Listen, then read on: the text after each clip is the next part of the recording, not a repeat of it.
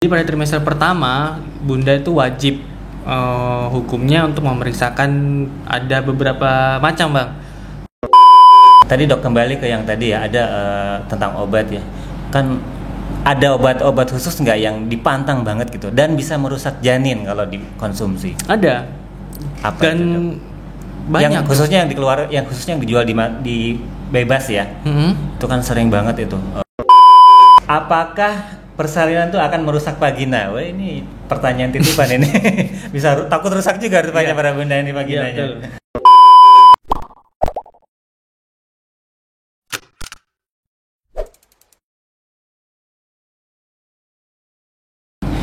Assalamualaikum warahmatullahi wabarakatuh. Sobat sehat, jumpa lagi di program Yo Podcast Yo Mari Kita Sehat. Tentu saja masih setia di channel Puskesmas Bagong Jaya. Dan sobat sehat semuanya, kali ini kita akan melanjutkan pembahasan pada video sebelumnya, di mana saat itu kita membahas tentang gejala tanda atau gejala kehamilan. Nah, saat ini kita ingin tahu setelah orang itu dipastikan hamil, apa sih yang terjadi pada fase selanjutnya di trimester 1, 2, dan 3. Dan seperti biasa, saya ingatkan sebelum sobat semua menonton video selengkapnya, jangan lupa untuk subscribe dulu, kemudian like dan aktifkan tanda loncengnya agar sobat sehat semuanya tidak ketinggalan video-video yang kami berikan spesial buat sobat sehat semuanya. Dan tentu yang tidak kalah pentingnya juga disebarkan agar orang lain juga tahu apa yang kita tahu. Dr. Wildan, apa kabar dok? Baik. Kita lanjutkan dok pembahasan yang sebelumnya tentang tanda-tanda atau gejala kehamilan. Nah, saat ini kita akan naik satu tingkat. Oke. Setelah Fase hamil, selanjutnya ya? fase selanjutnya. Itu di trimester 1 atau 3 bulan pertama, 3 bulan kedua sampai usia 9 bulan. Ya, betul. Iya. Apa dok kira-kira yang bisa kita awali untuk membahas ini? Ya, mungkin kita akan bahas dari awal dulu kali, Bang ya. Boleh. Di trimester 1. Apa sih yang biasanya Bunda akan rasakan jika masuk di trimester 1, yaitu 1 sampai 3 bulan awal fase kehamilan. Yang pertama yang pasti dirasakan adalah mual muntah. Itu udah Pasti banget. Dan ya. Maksudnya gini, pasti ini sebagian besar ya, bukan setiap hamil pasti akan mual muntah. Ada juga yang tidak. Ada juga yang enggak ya. Enggak. Tapi sebagian besar mengalami mual muntah. Nah, itu yang paling sering dirasakan oleh Bunda semua Di trimester 1. trimester 1. Tapi itu nggak perlu khawatir kan? Tidak. Kalau walaupun dia berlebihan. Kalau Wah, berlebihan baru ya. Kalau berlebihan ya harus diperiksakan apakah terjadi keluarnya protein dari air kencing. Nah, itu menandakan bahwa sudah terjadi hiperemesis gravidarum. Nah, itu yang berbahaya. Jadi berlebihan. Mual muntah yang berlebihan, akhirnya nutrisi yang masuk tidak sesuai dengan yang keluar. Nah dok, kalau tadi terjadi hiperemesis ya, itu kan mual muntah yang berlebihan, kan ini bisa berbahaya juga. Betul. Bisa orangnya ngedrop, ibunya ngedrop. Betul. Apa yang harus dilakukan? Yang pertama yang jelas periksakan dulu Bunda kan harus diperiksa ke fasilitas kesehatan terdekat, puskesmas paling dekat misalnya gitu kan. Nanti akan dinilai tadi dari tekanannya, gejalanya, terus tensinya, tanda-tanda vital dan sebagainya. Dan untuk lebih jauhnya bisa dengan pemeriksaan urin. Itu nanti ditemukan terdapat protein. Selain pemeriksaan urin dok, ada lagi? Ya, jadi pada trimester pertama Bunda itu wajib hukumnya untuk memeriksakan ada beberapa macam, Bang. Jadi kayak darah lengkap, kemudian ada HBsAg untuk mengetahui apakah hepatitis atau tidak, kemudian ada HIV, dan yang terakhir sifilis. Nah, itu sebuah program. Jadi wajib bagi ibu hamil diperiksakan itu di luar dari mual muntah tadi ya. Iya. Itu yang darah lengkap tadi apa aja itu dok? Darah lengkap itu pasti yang dilihat ada sel darah putih, sel darah merah, trombosit, ada hematokrit dan sebagainya. Itu semua tujuannya itu untuk menilai seberapa jauh terjadi perubahan pada tubuh. Jadi hemodinamiknya dinilai. Termasuk dia anemia apa enggak. Betul, gitu ya. Betul sekali, karena sebagian besar ibu hamil bisa jatuh kepada anemia. Gitu. Oke, 1. Terus kemudian selanjutnya dok? Ya, selain mual muntah tadi biasa. Nah, ini juga Bang, trimester 1 itu penting karena itu adalah proses pembentukan sel saraf, otak, kemudian pembentukan jaringan tubuh, organ, itu di trimester 1 semua. Wow, iya.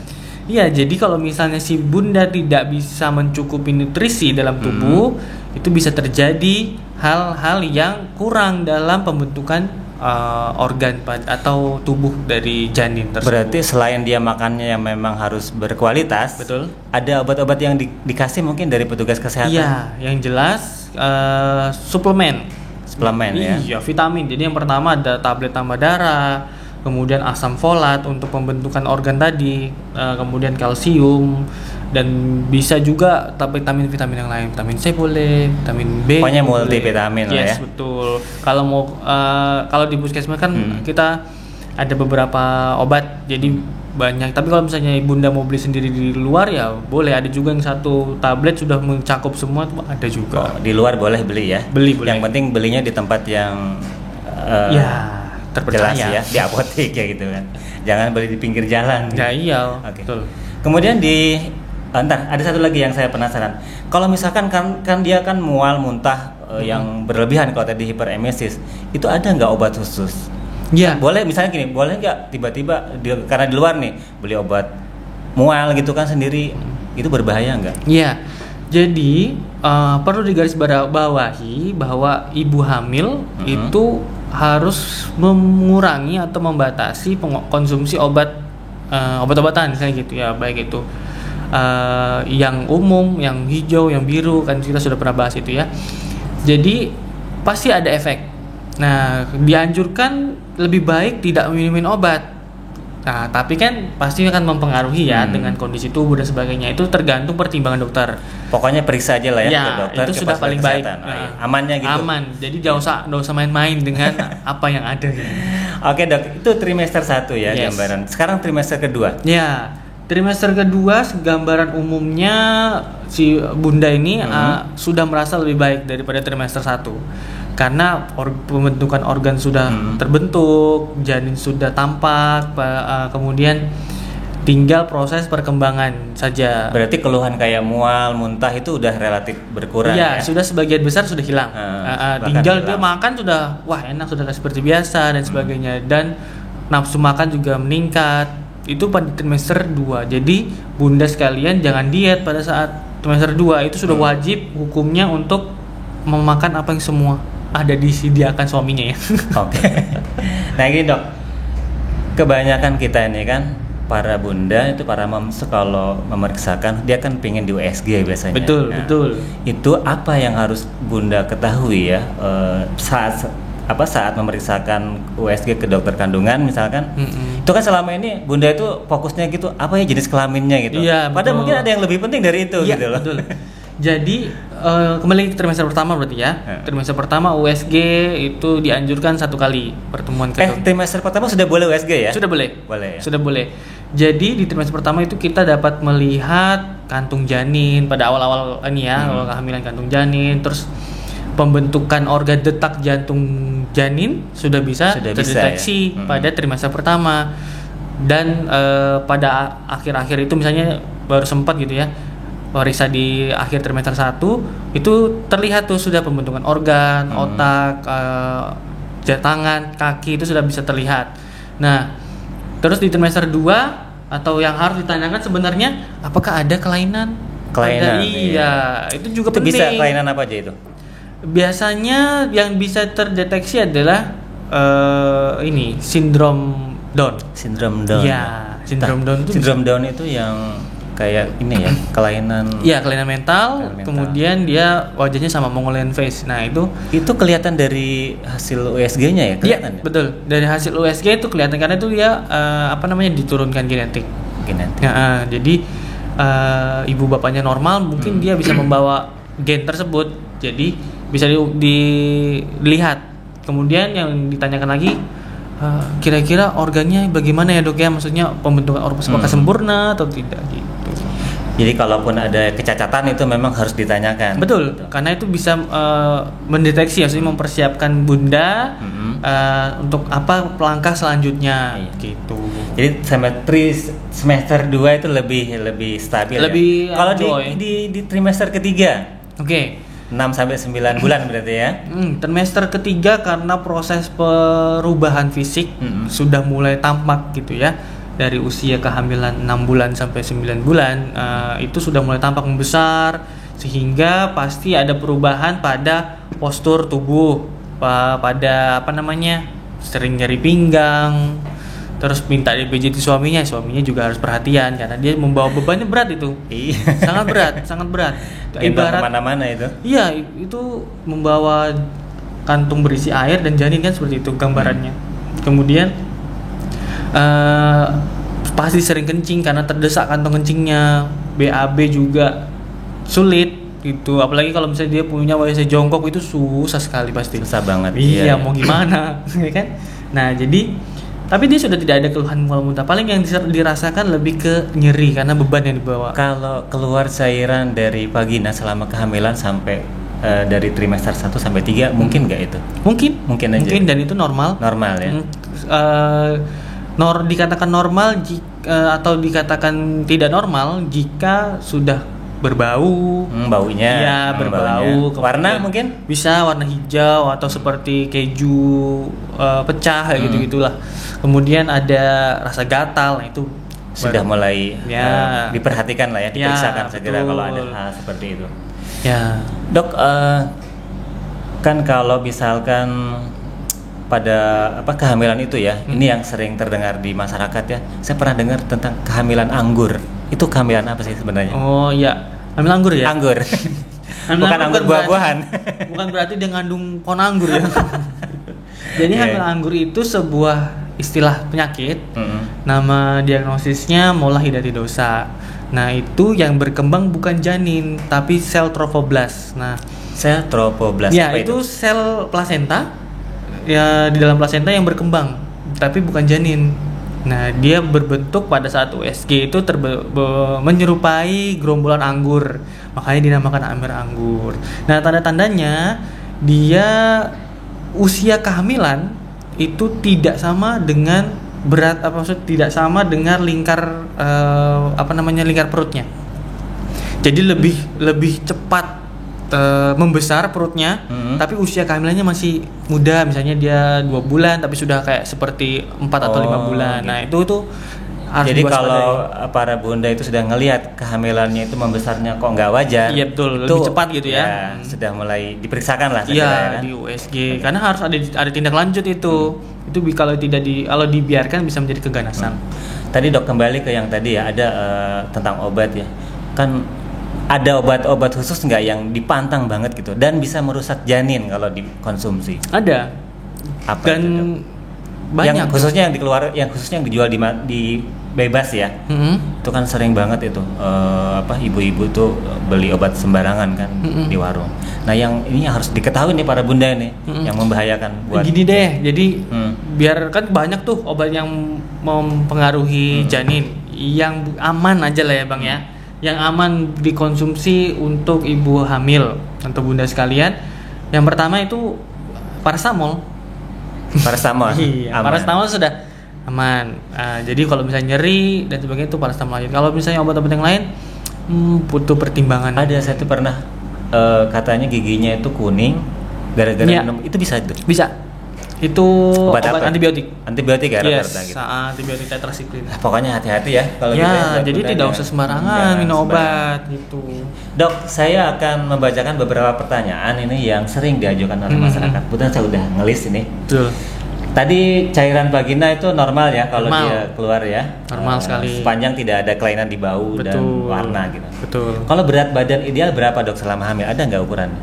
Oh, berat badan ideal pada bunda sekalian wajib meningkat karena ya itu tadi dia membawa beban itu kan.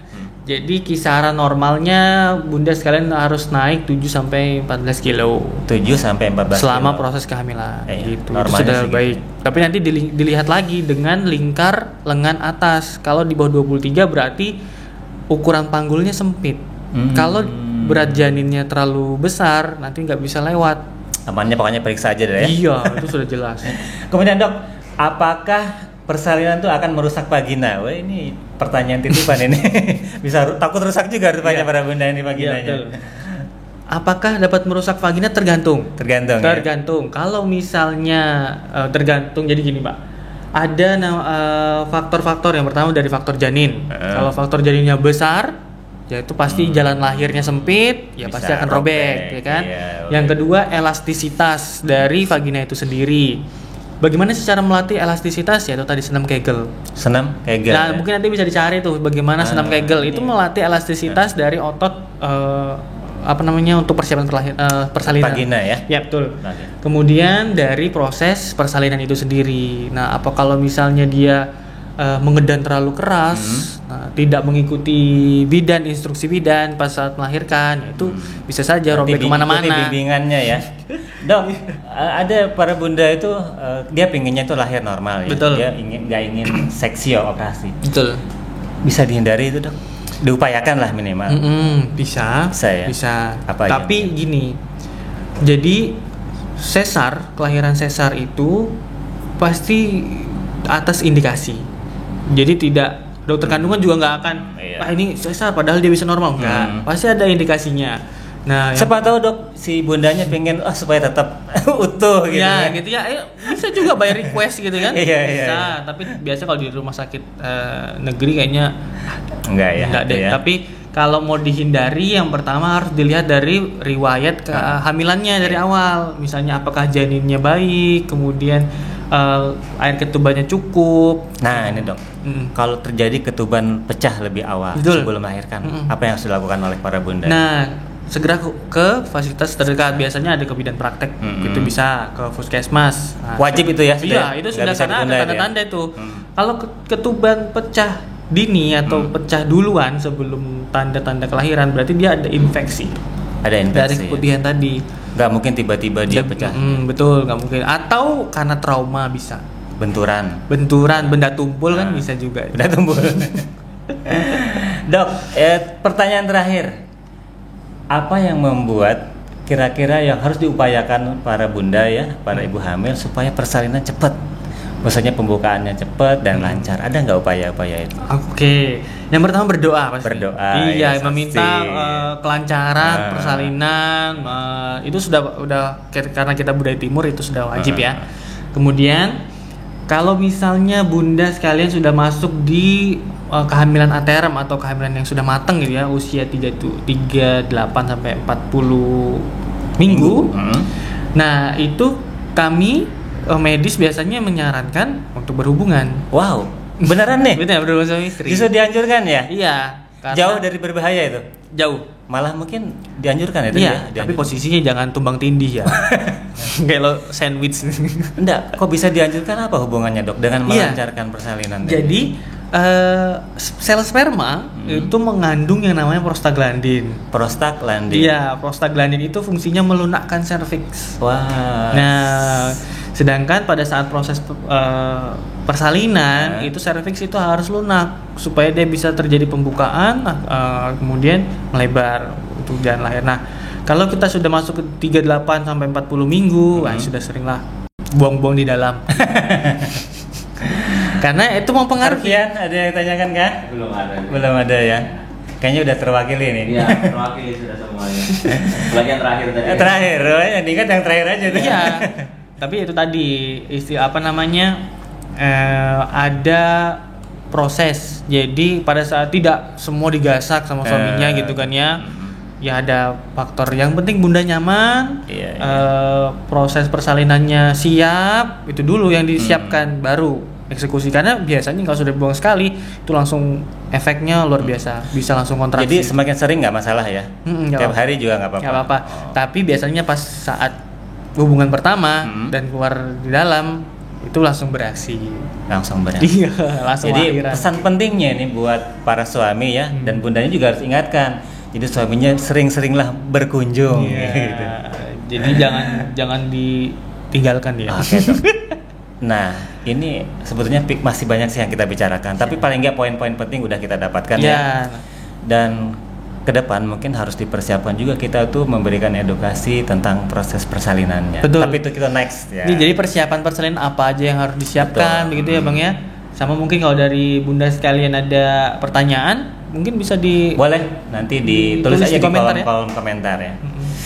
Oke dok, Oke. cukup dulu untuk sementara di sini dan next kita sambung kembali. Siap. Oke dok, tetap sehat terus ya. Ya, sehat. Terima kasih. Oke sahabat sehat semuanya, demikian apa yang kita dapat sampaikan. Semoga bermanfaat dan sekali lagi jangan lupa untuk subscribe, like, dan aktifkan loncengnya agar tidak ketinggalan informasi-informasi kesehatan penting lainnya dari channel kita di program Yo Podcast, Yuk Mari Kita Sehat. Sampai jumpa di kesempatan yang akan datang dan wassalamualaikum warahmatullahi wabarakatuh.